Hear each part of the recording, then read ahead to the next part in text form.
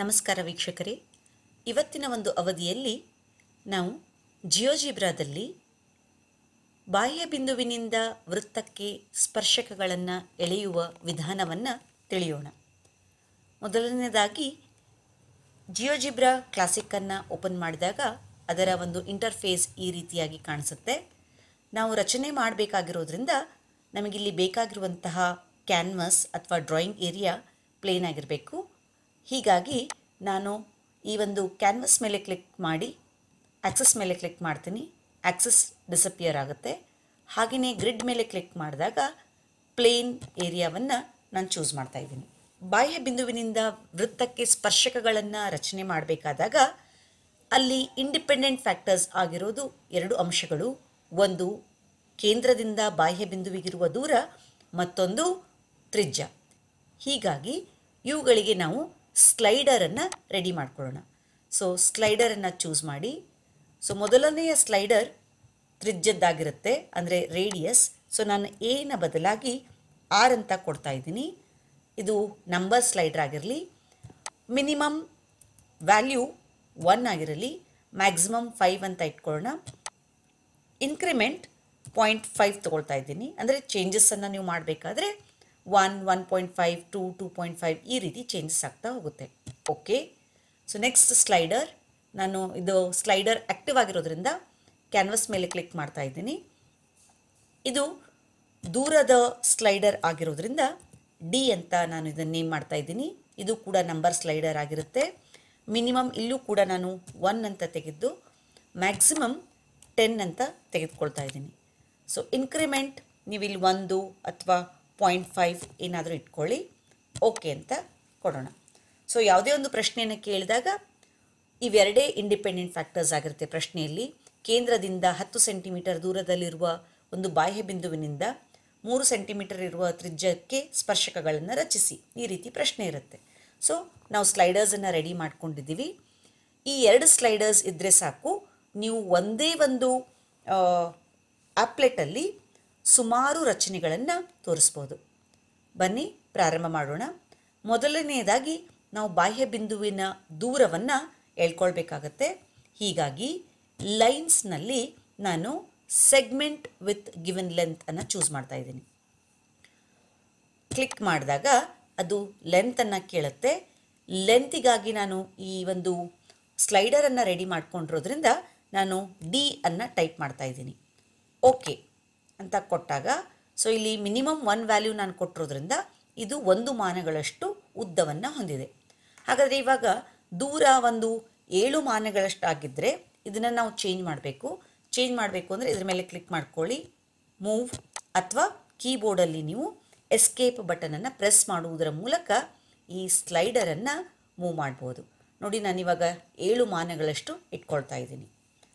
ನಂತರ ವೃತ್ತದ ರಚನೆಯನ್ನು ನಾವು ಮಾಡಬೇಕಾಗತ್ತೆ. ಸೊ ವೃತ್ತದ ತ್ರಿಜ್ಯವು 3 ಸೆಂಟಿಮೀಟರ್ ಆಗಿರಲಿ. ಹಾಗಾದರೆ ಈ ವೃತ್ತಕ್ಕೆ ಹೋಗಿ ವೃತ್ತದ ಮೆನ್ಯೂ ಬಾರಲ್ಲಿ ನಾವು ಸರ್ಕಲ್, ಸೆಂಟರ್ ಆ್ಯಂಡ್ ರೇಡಿಯಸ್ ಅನ್ನು ಚೂಸ್ ಮಾಡೋಣ. ನಂತರ ಕೇಂದ್ರ ಎ ಆಗಿರುತ್ತೆ. ಸೊ ಕೇಂದ್ರದ ಮೇಲೆ ನಾನು ಕ್ಲಿಕ್ ಮಾಡಿದಾಗ ಅದು ತ್ರಿಜ್ಯವನ್ನು ಕೇಳುತ್ತೆ. ಸೊ ತ್ರಿಜ್ಯವನ್ನು ನಾವು ಸ್ಲೈಡರ್ ಮೂಲಕ ಉಪಯೋಗಿಸ್ತಾ ಇರೋದ್ರಿಂದ ಆರ್ ಅಂತ ಟೈಪ್ ಮಾಡ್ತಾ ಇದ್ದೀನಿ. ಓಕೆ ಅಂತ ಕೊಡೋಣ. ಎಸ್ಕೇಪ್ ಬಟನನ್ನು ಪ್ರೆಸ್ ಮಾಡಿ ನಿಮ್ಮ ಕೀಬೋರ್ಡಲ್ಲಿ ಈ ವೃತ್ತದ ತ್ರಿಜ್ಯವನ್ನು ನೀವು ಎಷ್ಟು ಕೊಡಬೇಕು ಅಂತ ಇದ್ದೀರೋ ಅಥವಾ ಲೆಕ್ಕದಲ್ಲಿ ಎಷ್ಟಿದೆಯೋ ಅಷ್ಟನ್ನು ನೀವು ಇಲ್ಲಿ ಮಾರ್ಕ್ ಮಾಡ್ಬೋದು. ನೋಡಿ, ಇವಾಗ ನಾವು ದೂರವನ್ನು ಎಳೆದಿದ್ದೇವೆ, ಹಾಗೆಯೇ ಕೊಟ್ಟಿರುವಂತಹ ತ್ರಿಜ್ಯದ ವೃತ್ತವನ್ನು ರಚನೆ ಮಾಡಿದ್ದೇವೆ. ನೆಕ್ಸ್ಟ್ ಇದಕ್ಕೆ ನಾವೊಂದು ಲಂಬಾರ್ಧಕವನ್ನು ರಚಿಸಬೇಕು. ಈ ಲಂಬಾರ್ಧಕಕ್ಕಾಗಿ ನಾವು ಇಲ್ಲಿ ಲೈನ್ಸ್ನಲ್ಲಿ ಪರ್ಪೆಂಡಿಕ್ಯುಲರ್ ಬೈಸೆಕ್ಟರನ್ನು ಚೂಸ್ ಮಾಡಬೇಕಾಗತ್ತೆ. ಸೊ ಪರ್ಪೆಂಡಿಕ್ಯುಲರ್ ಬೈಸೆಕ್ಟರನ್ನು ನಾನು ಚೂಸ್ ಮಾಡಿ ಈ ಲೈನ್ ಮೇಲೆ ಕ್ಲಿಕ್ ಮಾಡಿದಾಗ ಅದು ಈ ಎ ಬಿ ಲೈನನ್ನು ಪರ್ಪೆಂಡಿಕ್ಯುಲರ್ ಆಗಿ ಬೈಸೆಕ್ಟ್ ಮಾಡುತ್ತೆ. ಸೊ ನೀವು ಇಲ್ಲೇನು ಮಾಡ್ಬೋದು, ಈ ಪಾಯಿಂಟ್ ಆಫ್ ಇಂಟರ್ಸೆಕ್ಷನನ್ನು ತೆಗೆದುಕೊಳ್ಬೋದು. ಸೊ ಈ ಲೈನು ಮತ್ತು ಈ ಲೈನ್ ನೋಡಿ ಹೈಲೈಟ್ ಆಗಿರೋದು ನಿಮ್ಗೆ ಕಾಣಿಸುತ್ತೆ.